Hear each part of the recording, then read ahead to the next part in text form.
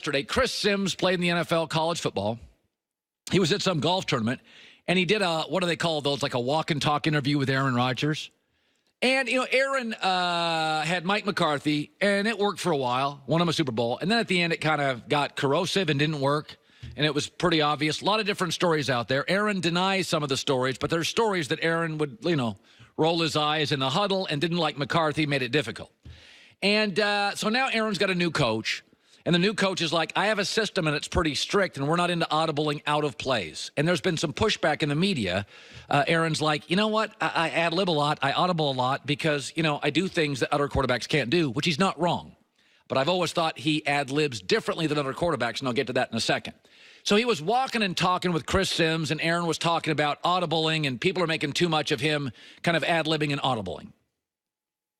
Too much is made of that. I know it is. Because there's audibles in every play. Well, I've been trying to defend people and just say, I think it's great that you guys are actually publicly having the conversation. I think that's a positive. That LaFleur is willing to talk about it, you are, and that means it's going in the right direction. I know a lot of people thought it was a negative, and I just didn't see it that way. Nothing negative about having a lot of experience and being able to do things that other quarterbacks just can't do at the line of scrimmage. Right. Or haven't done. Here's the thing. I'm for audibling. I am for audibling. Peyton Manning and Brady audible a ton, but there's different ways to audible.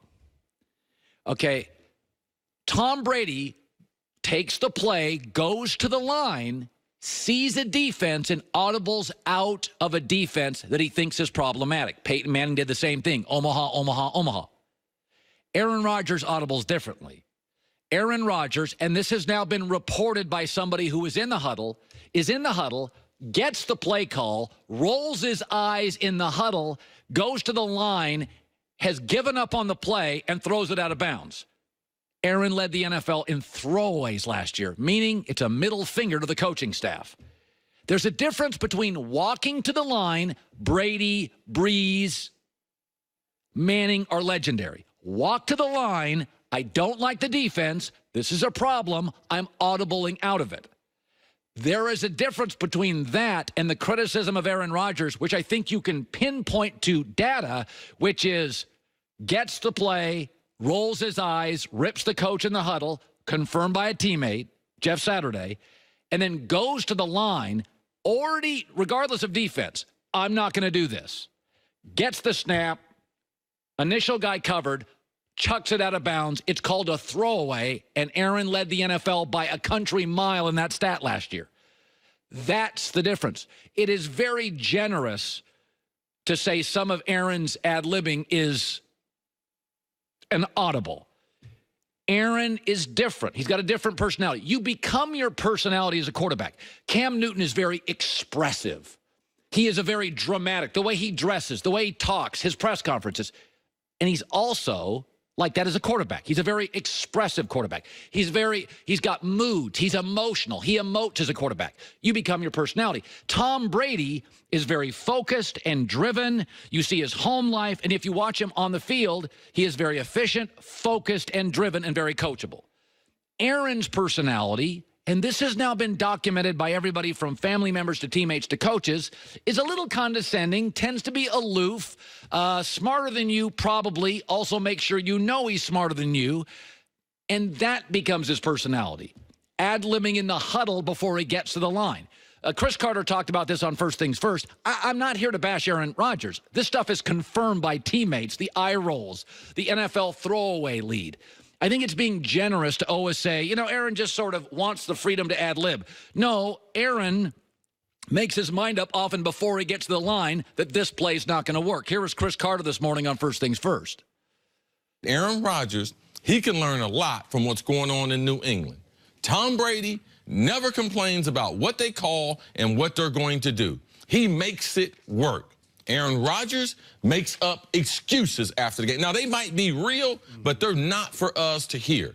He's supposed to take the diplomatic approach after the game and blame it on himself, blame it on the teammates that he know are responsible, and then move on. Aaron hadn't done that.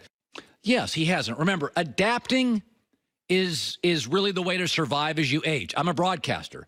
If I don't adapt to the changing landscape, I die as a broadcaster. I've seen a lot of sportscasters don't adapt and they die. Okay? I talk some soccer. I talk more NBA. I talk growing sports. I cut stuff that doesn't work as well. Adapting is how you survive as you age. Tom has been the great adapter. His body, his style, his ice cream, his film style. He's been the great adapter. Deep drops, short drops. He practices how to get hit. Brady actually does that. Aaron, smart as he is, not so far a great adapter, which is, Chief, Cowboy, get rid of the football. You're 35, increasingly brittle. Stop ad-libbing. Get rid of the football. And we've already had public discussions on the new system doesn't quite work for him. So I think it's a fascinating year for Aaron. I just want to create clarity. I don't think he audibles. He may often audible the way Brady, Breeze, and Manning did, but I think there are other situations where he makes up his mind pre-line of scrimmage, and this is not just me making it up. It is confirmed by throwaways and a report the eye roll stuff in the huddle. That's just not me making stuff up. By the way, I love the NFL season. You know, I'm into the NFL. So this is obviously everybody's great in the preseason. Everybody's amazing in the preseason. And, you know, everybody thinks I take shots at the Cleveland Browns, right? Hugh Jackson's on today. But I'll give you an example. The difference between the NFL and college football. Like in college football, Alabama's going to be favored by double digits in all but like one game next year. Same for Clemson. Same for Georgia. But in the NFL, it has always been inches, not feet. The most interesting game in week one just happens to feature the Cleveland Browns. And I'll tell you why I think there's been so much ridiculous hype around Cleveland. And I'll go right to their first game when I think people are being absurd. And I'll lay it out for you, and you can hate me, and you can send it to Baker Mayfield and Odell Beckham, but they won't be able to deny any of it. They won't be able to deny any of it because it's all factual. That's coming up next. All right, summer's here. Yes, it is. It is barbecue season. I'm barbecuing tonight. Now, I won't be at home. I'll be in Utah, but I'm barbecuing tonight. And you want the best